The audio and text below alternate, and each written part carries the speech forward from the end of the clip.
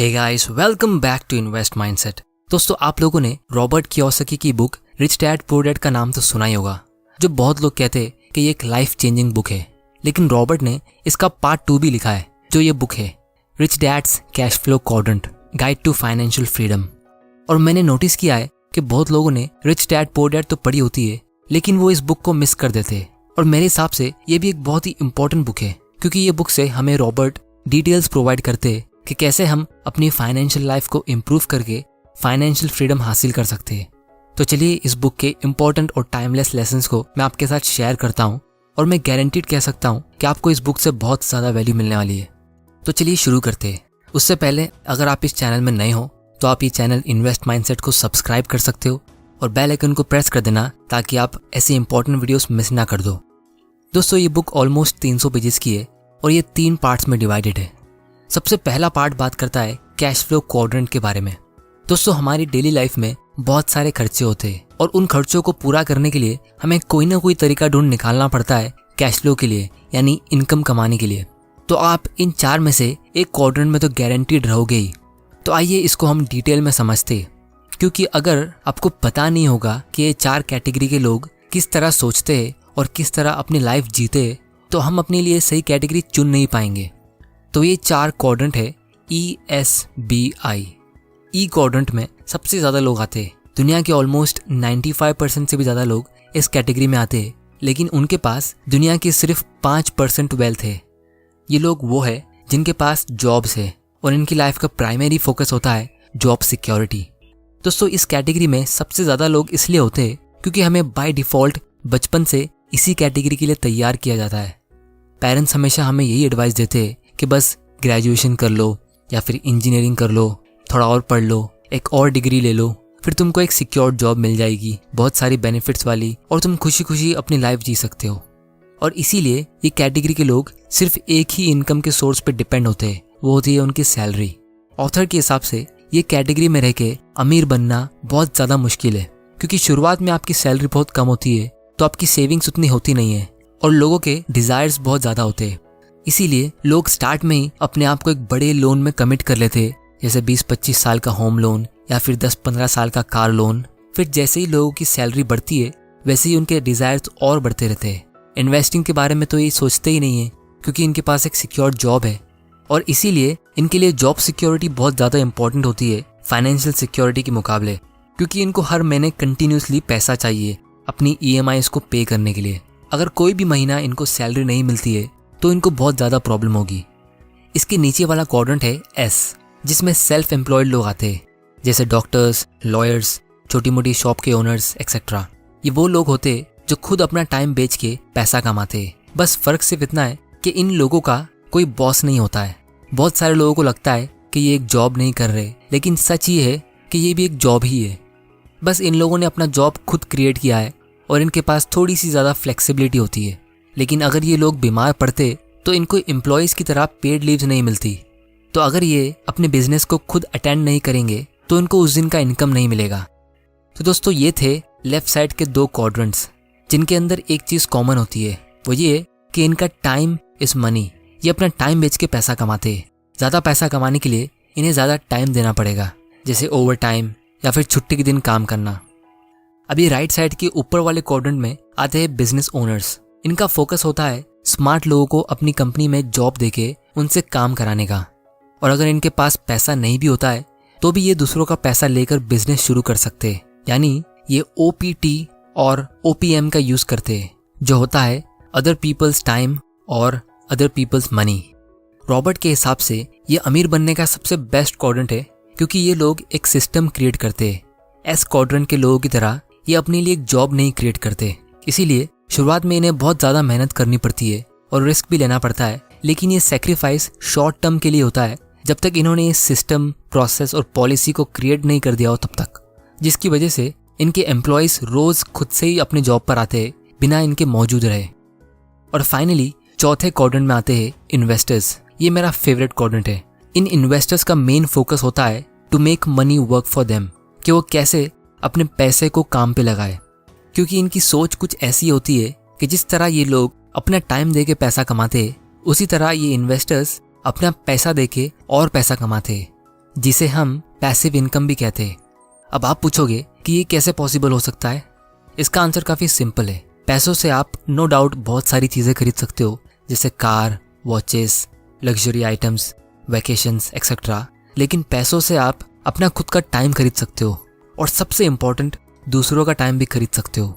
यानी आप लोगों को रेंट पे ले सकते हो, जिसकी वजह से हमें किसी और को अपना टाइम बेचना नहीं पड़ेगा और हम एक्चुअली में आज़ाद रहेंगे, जिसे हम कहेंगे रियल फाइनेंशियल इंडिपेंडेंस।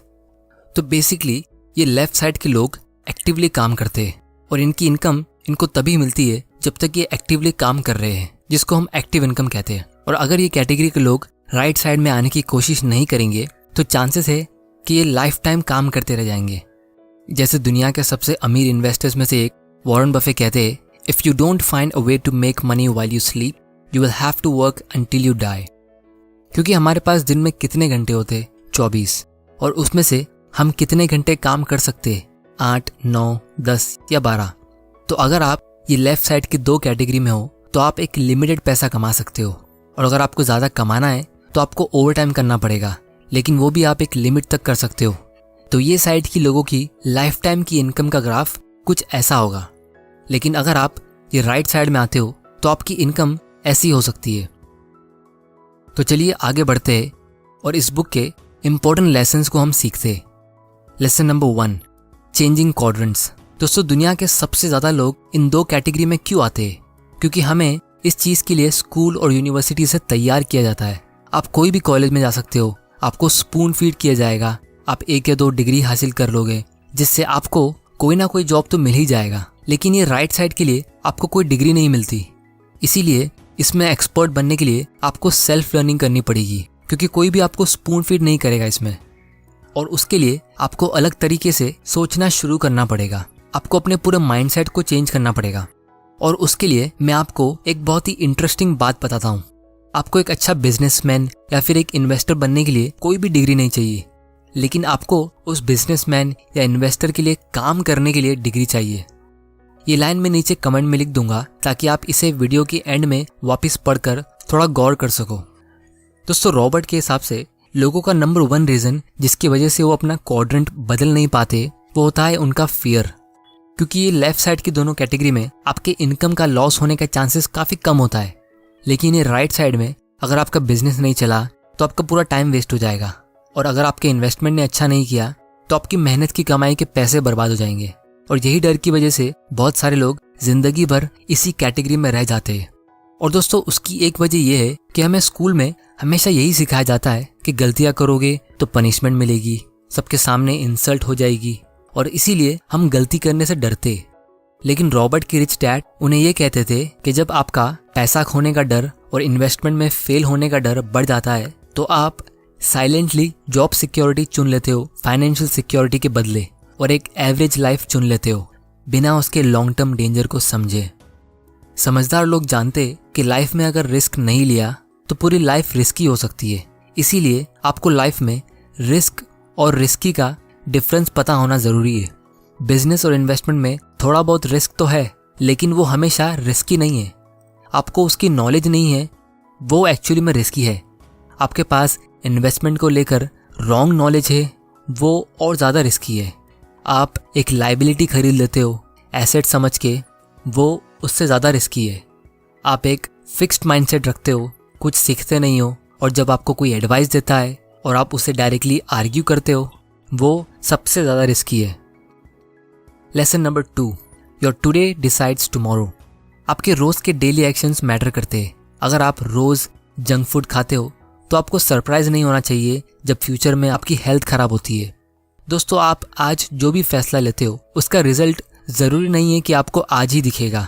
और अगेन, स्कूल की हम बात करें तो हमें एग्ज़ाम देने के 30 दिन के बाद रिजल्ट मिल जाता है। हमें इंस्टेंट रिजल्ट की आदत है, लेकिन रियल लाइफ आपको 30 साल के बाद भी रिजल्ट दे सकती है।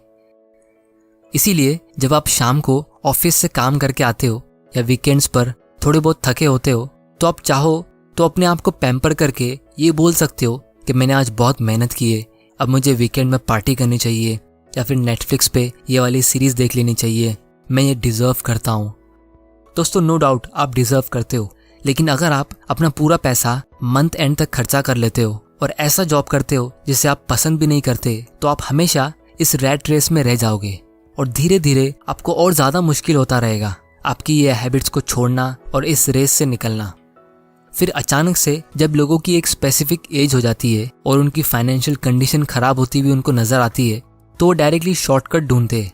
उनको रातों रात अमीर बनना है, डायरेक्ट कोई स्टॉक की टिप्स ढूंढते हैं जिससे उन्हें कम टाइम में बहुत ज़्यादा रिटर्न मिल जाए। लेकिन ये सब कुछ काम का नहीं है, क्योंकि अगर आप सच में फाइनेंशियल सिक्योरिटी और फाइनेंशियल फ्रीडम चाहते हो तो आपको सिर्फ बाहर की चीज़ें नहीं बल्कि अपने अंदर के माइंडसेट को इम्प्रूव करना पड़ेगा। और दोस्तों, इसमें कोई भी शॉर्टकट नहीं है, आपको अपने अंदर एक लॉन्ग टर्म थिंकिंग डेवलप करनी पड़ेगी। रॉबर्ट यहाँ पे हमें रिसर्च की हेल्प से एक इम्पॉर्टेंट पॉइंट प्रूव करना चाहते हैं, जिससे मैं 100% अग्री करता हूँ। वो ये कि जो लोग एकदम पुअर फैमिलीज से आते हैं, एकदम पुअर कंडीशन से अपने दम पर अमीर बनते और अमीर रहते, उनमें ये 3 क्वालिटीज़ होती है। सबसे पहली, वो हमेशा लॉन्ग टर्म सोचते और लॉन्ग टर्म प्लानिंग करते।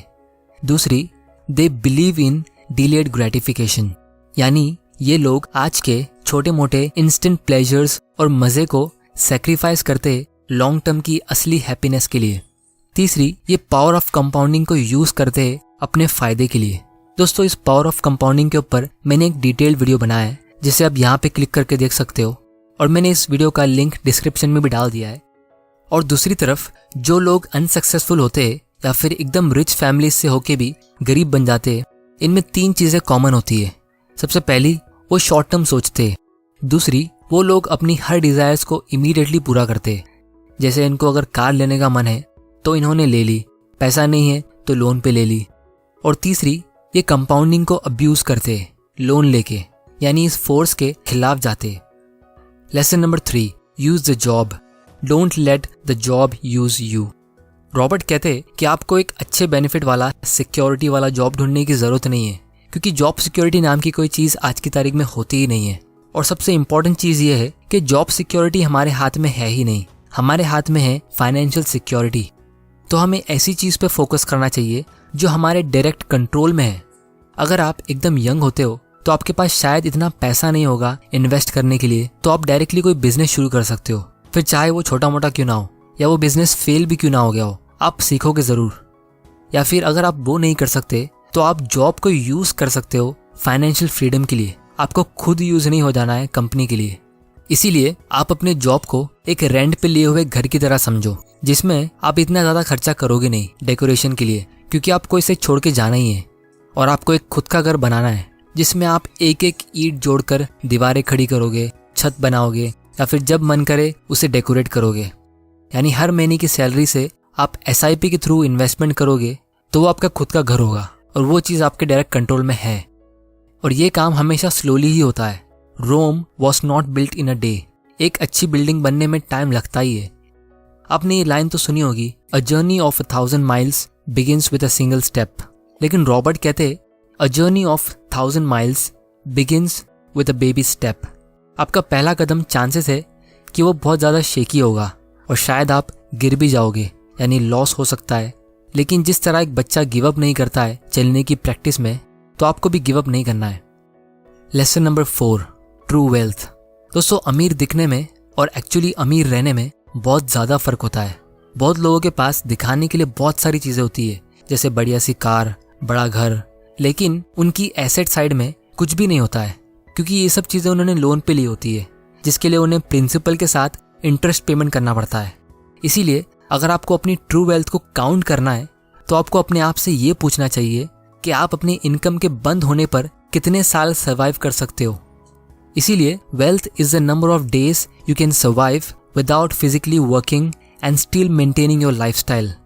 क्योंकि हो सकता है लोग दिखने में अमीर हो, उनके पास बड़ा घर है, बड़ी कार है और बहुत अच्छे अच्छे दिखने वाले कपड़े, लेकिन अगर उन्होंने ये सब चीज़ें खरीदने के चक्कर में कुछ भी सेविंग्स नहीं की और उनके बैंक में कोई भी सेविंग्स नहीं है, तो दिखने में वो अमीर ज़रूर लगेंगे। लेकिन उन्हें ये चीज़ समझनी चाहिए कि हमारे एक्सपेंसेस हमेशा रहेंगे, लाइफ लॉन्ग, लेकिन इनकम टेम्परेरी होती है, जब तक आप हेल्दी रहते हो तब तक। तो इसीलिए अगर आपको सच में अमीर बनना है तो आपको जल्द से जल्द ये लेफ्ट साइड से राइट साइड में शिफ्ट होना है, और आप ये लेफ्ट साइड को यूज़ कर सकते हो राइट साइड में सेटल होने के लिए। तो दोस्तों, फाइनली मैं सिर्फ इतना कहूँगा कि आप कितना पैसा कमाते हो वो इतना मैटर नहीं करता है, आप दिन भर में कितना मेहनत करते हो वो भी शायद इतना मैटर नहीं करता है, लेकिन आप अपने टाइम को कैसे स्पेंड करते हो और कितना इनकम अपने लिए रखते हो और वो कितना हार्ड आपके लिए काम करता है वो ज़्यादा मैटर करता है। तो दोस्तों आज की वीडियो में इतना ही। अगर आपको ये वीडियो पसंद आया तो इसे लाइक करिए, नहीं पसंद आया तो डिसलाइक करिए। और अगर आपने इस चैनल को सब्सक्राइब नहीं किया है तो जल्दी से कर लो, क्योंकि मैं प्रॉमिस करता हूँ आपके लिए ऐसे नॉलेजेबल वीडियोस लाता रहूँगा। आप मुझे कमेंट करके बता सकती हो कि मैं कौन सी टॉपिक पे अपना अगला वीडियो बनाऊँ। आपका वैल्यूएबल टाइम देने के लिए thank you and good bye.